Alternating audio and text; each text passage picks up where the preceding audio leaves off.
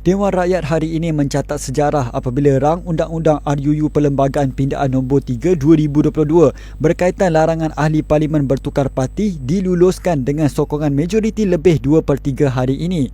RUU yang digubal berasaskan 8 parameter utama itu diluluskan menerusi undi belah bahagian selepas dibentangkan oleh Perdana Menteri Datuk Seri Ismail Sabri Yaakob semalam.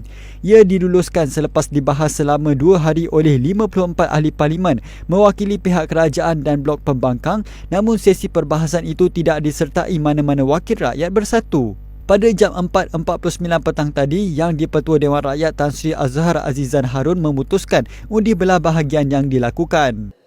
Maka mengikut peruntukan Peraturan Mesyuarat 465, saya memerintahkan supaya satu belah bahagian diadakan sekarang.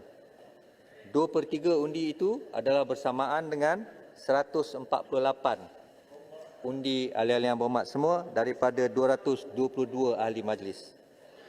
Setiausaha sila bunyikan loceng selama 2 minit.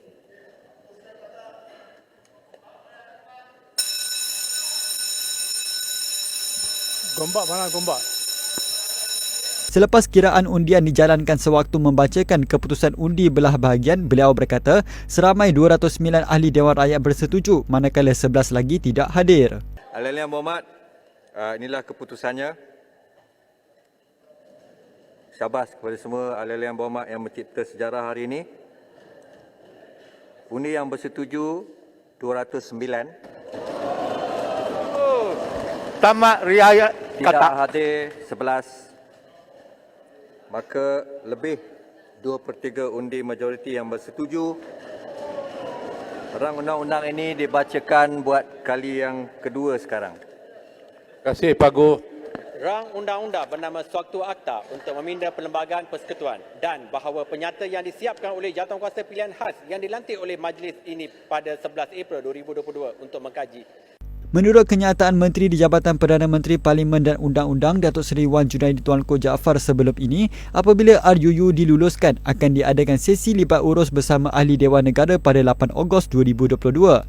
Terdahulu ketika menggulungkan RUU tersebut, Wan Junaidi yang juga Ahli Parlimen Santubong berkata, Jawatan Kuasa Pilihan Khas memutuskan bahawa Ahli Dewan Rakyat yang keluar dari suatu parti politik dalam suatu gabungan dan menyertai parti politik yang lain dalam parti gabungan yang sama atau berbeza, maka ahli Dewan Rakyat tersebut terhenti menjadi ahli Dewan Rakyat dan perlu mengosongkan kerusi. Kiranya seorang ahli Dewan Rakyat mempunyai prinsip yang bertentangan dengan prinsip parti dan menyebabkan keahlian beliau digugurkan berdasarkan perlembagaan parti itu cease to be member, maka ahli Dewan Rakyat tersebut dianggap telah bertukar parti dan perlu mengosongkan kursinya. Yang itulah Yang Hormat. Ini adalah sekiranya perlembagaan parti politiknya memperuntukkan bahawa perbuatan ahli Dewan Rakyat tersebut yang tidak mengikut prinsip parti melanggar arahan whip akan terjumlah kepada beliau tidak lagi menjadi anggota parti politik. Cease to be a member. Tersebut dengan sendirinya. Merujuk kepada perkara ini, perlembagaan sesuatu parti politik menentukan tindakan terhadap ahli Dewan Rakyat tersebut.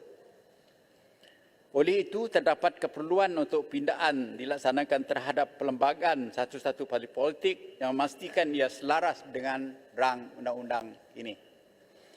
Walau bagaimanapun, jika seorang ahli Dewan Rakyat dipecat dan melalui proses pemecatan, ini merupakan satu pengecualian yang diberi dalam pindaan ini. Jawatan Kuasa Pilihan Khas telah bersetuju dan mengesyorkan agar pemecatan tidak sepatutnya dikategorikan sebagai tindakan bertukar parti. Yang bersetuju,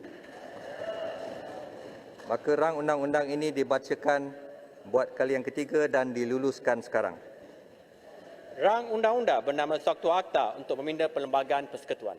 Terima kasih. Saya ingin mengucapkan syabas dan tahniah kepada semua ahli yang berhormat yang telah mencipta sejarah pada hari ini. Hidup rakyat. Usul Tolak menteri. kata. PM jangan lupa kita Hidup memperuntukkan MOU. cukup. Usul menteri. Hidup BN. Sabar. Tuan Yang Bertuah, mengikut peraturan mesyuarat 12.1, saya mohon mencadangkan bahawa mesyuarat pada hari ini ditangguhkan sekarang dan selepas itu majlis mesyuarat Sokong, setuju, ditangguhkan setuju. hingga jam 10 pagi Isnin 1 Ogos 2022.